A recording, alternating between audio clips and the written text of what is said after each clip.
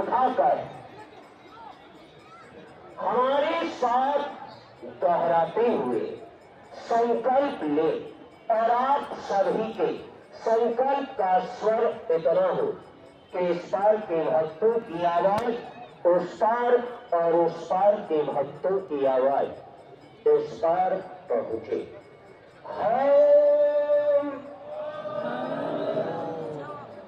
हर की पौड़ी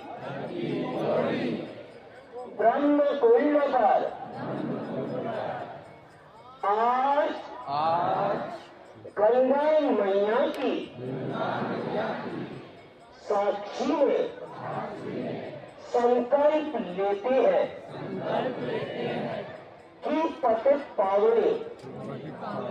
मां गंगा के जल की पवित्रता एवं निर्मलता बनाए रखने हेतु